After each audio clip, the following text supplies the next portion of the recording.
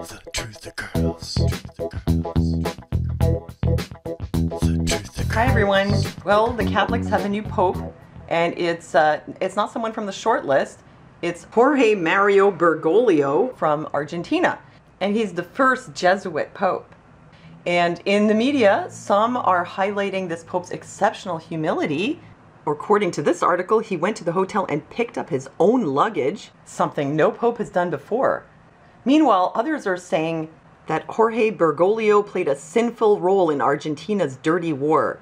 This was indeed an extremely dirty war. I am no expert in South American politics, but it goes something like this. The president, Juan Perón, was ousted in the early 50s after a couple of terms. He then came back and he served one more year from 72 to 73, and then he died. And what happened in the meantime was that when he was gone, Peronism became illegal. And there were all these guerrilla groups. There were the Perón supporting groups, and there were other groups, and there was a lot of guerrilla fighting going on. So he was followed then by Isabel Martinez de Perón. And then a military coup d'etat was performed in, I think it was 1976.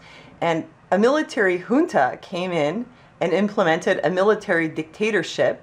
But what happened was, when this military dictatorship took over with the backing of the US, I might add, and let me just show you this article.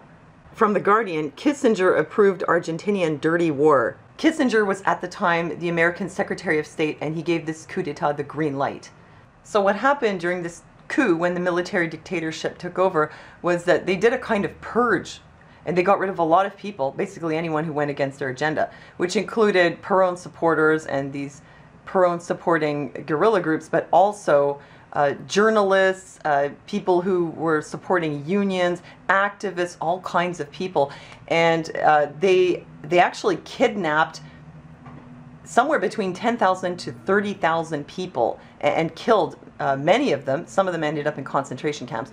Many of them were killed, and really they did some very disgusting, disturbing things, like they would take these people who were called the desaparecidos because they all disappeared. They would take them and drug them, bring them up in a plane or a helicopter, and handcuff them foot to hand so that they would be linked, one's hands would be linked to the next person's foot.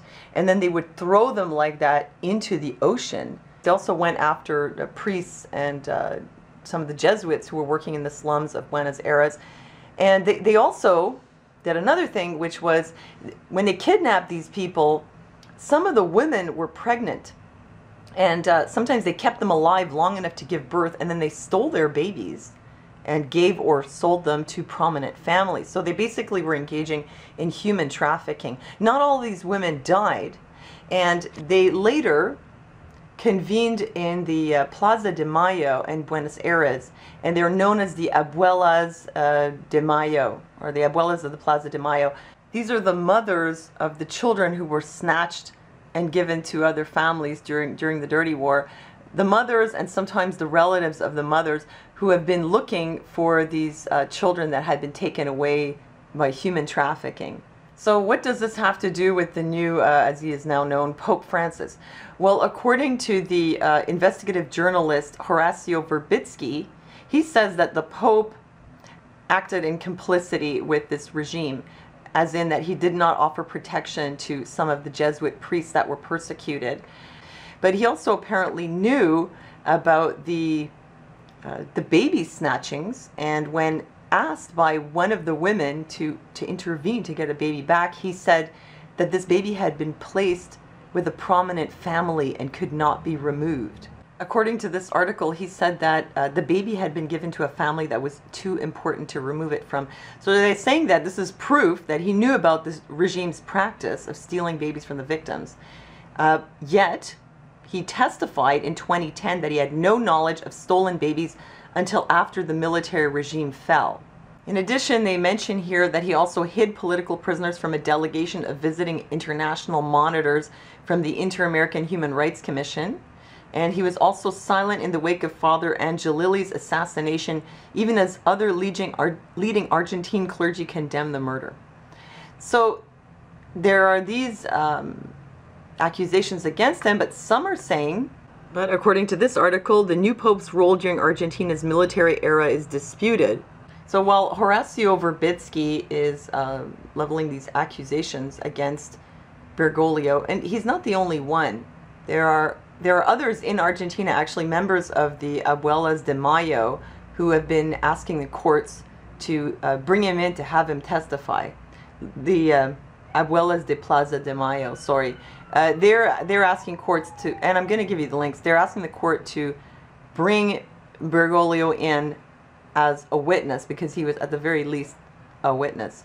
So meanwhile, while some are leveling these accusations against him, others, according to this article here from The Guardian, say that Verbitsky is not wrong, but he doesn't understand the complexity of Bergoglio's position back then when things were so dangerous. Well, that's the same excuse that people used during the Nazi era. So if that's the best they can come up with, well, that's not very good. It's certainly not good enough for the ITCCS, which is the International Tribunal into Crimes of Church and State, of which Kevin Annett is the field secretary. And by the way, I will be interviewing Kevin Annett tonight on my radio show on AmericanFreedomRadio.com. The show is called The Truther Girls, and it's from 10 to midnight Eastern Standard Time tonight. And I'll give you the link in the more info section. So this is from the ITCCS. Accused criminal becomes first Jesuit pope. Cardinal Jorge Mario Bergoglio tainted with dirty war allegations, new pontiff of Rome. The ITCCS, which is the head location is in Belgium, has issued arrest warrants for 28 people, including former Pope Ratzinger, the Queen of England, and now also Pope Francis, that's Bergoglio, for, well, crimes against humanity, the crimes of church and state. And they actually served a notice to the Vatican to notify them of their arrest warrant for Pope Benedict. And it was just shortly after this that Pope Benedict resigned. So maybe they had something to do with that resignation. For the ITCCS, this has been a long fight. It has a lot to do with the worldwide practice of genocide, murder, in complicity with the states in which this occurs. And in Canada especially had to do with the genocide against the natives and these residential schools in which in the early days as much as 50% of the resident children died. And that the bones of these children have never been returned to the family. There's never been any accountability. I mean, look, everybody I'm talking to here probably knows that the church has been guilty, or has been accused by many people of engaging in pedophilia. Well, this is widely known. Pedophilia, and yet there's never any accountability. Murder, genocide, basically war against the entire non-Catholic world. And there's no accountability. And as I've mentioned before, this has something to do with the fact that as a church, they're a distinct society. And so they fall outside of the jurisdiction of our normal criminal courts. And that's why they have their own laws that they can make unto themselves. But this is a common law court which is demanding that they be held accountable according to common law. And so they've now also issued an arrest warrant for the new Pope Francis. And what they say here is that besides his personal alleged criminality, Bergoglio as a Jesuit represents the group most responsible for the centuries-old crimes against humanity and genocide for which the Jesuit Superior General was found guilty on February 25th, along with Joseph Ratzinger and other Vatican officials. This is by their common law court.